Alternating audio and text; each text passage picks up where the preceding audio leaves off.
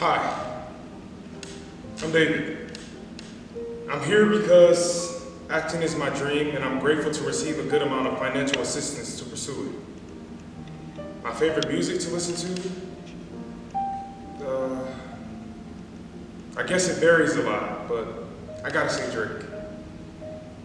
I have a lot of favorite foods, but right now, I'm really jonesing for some fried chicken. There aren't a lot of moments in your day-to-day life when someone approaches you and goes, "Hey, tell me your name and 3 other generic facts about you," unless you're a student at any university ever. On the first day of class, your professor sits you all down in a circle and you go around the room and introduce yourself and say random stuff about your life. Usually it's why you chose this university, what music you like to listen to, and what you like to eat. Pretty standard package. And every time I feel like I'm expected to say the same things I just said. I'm here because I'm too damn poor to go to New York. My favorite music to listen to is some kind of hip hop. And guess what? I really fucking love fried chicken. But if I say those things, I can feel all the white kids in my class mentally nod their heads like, obviously, proceed. Obviously, proceed. So I feel compelled to not say those things. I feel compelled to say that I'm here because of the prestige that comes with the university. My favorite music to listen to is Johann Pachelbel's Canon in D. And my favorite food is a tall, rich glass of skim milk. But if I say those things, not only am I A, lying out of my ass, but B, I feel like I'm coming off as too pretentious for the white kids in my class and too white for the black kids in my class. But no matter what I choose, I always end up confirming something that someone said. Would you look at that? The black guy's here because of affirmative action. What an unfair advantage. I wish I had a leg up like that. Interesting. He likes fried chicken. Shocker. He doesn't speak like I do. Maybe people would take him more seriously if he spoke more properly. I get upset with my white friends sometimes. Because of course I have white friends. You can't be a black person and climb up any social or professional ladder without having white friends. That's just the way it be sometimes. But here's the difference.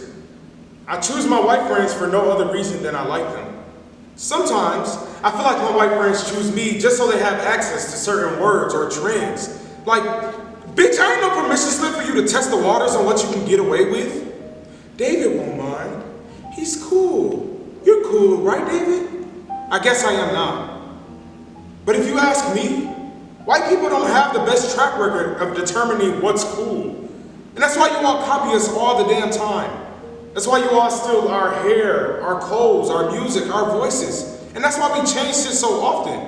When we hear you guys say shit like, "Holla at my Trap Queen squad, we be tripping all night," there's a reason why we look at you like a middle-aged suburban dad wearing socks with sandals. That's where I find the paradox of it all. I've heard black people say white people have no culture, but I don't think that's fair either. Culture is the behavior observed by a group of people, not just an individual. I feel like our country has divided us on purpose and we ended up developing a lot more differences than just our skin.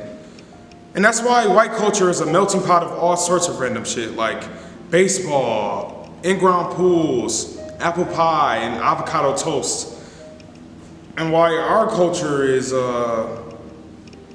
working 2 jobs, treating good food like a luxury, and coming up with cool words so we can preserve something that is only unique to us. Accepting each other's cultures could help us bridge that gap, but it's the inappropriate absorption of our culture that widens it. And that's the problem, guys. Quit it. That's the problem, guys. Quit it.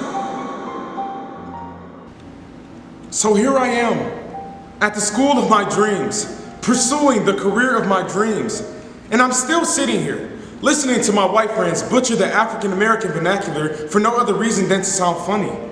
Still listening to white people refer to unidentified black people as LaQuisha or Tyrone, because apparently names like that are hilarious when your name is Austin Jacobson and you have no problem landing job interviews. Still watching white people do black things whitely and expecting me to respond to their white asses blackly. Look, my biggest pet peeve is when people complain and don't do anything about it. So we gotta work together on this one. I'll promise to tell my parents to ease up on their systematic racism when I bring a white person home, as long as you promise to stop, I don't know, darkening your skin in online makeup tutorials. Yeah, people are doing that. My white friends are so shocked to see this happen, and I'm like, for real? Haven't you seen the news? This shit happens all the time, everywhere, even in your own suburb. I guess that being blindsided by racism is just another luxury of being white. And I know that some of you might think that I'm being racist against white people. Reverse racism, as some of the less educated of you call it. Here's my answer to that. No, I'm not. I'm being honest, and maybe a little impolite, but the time to stop being polite was a long time ago. So, hi. I'm David.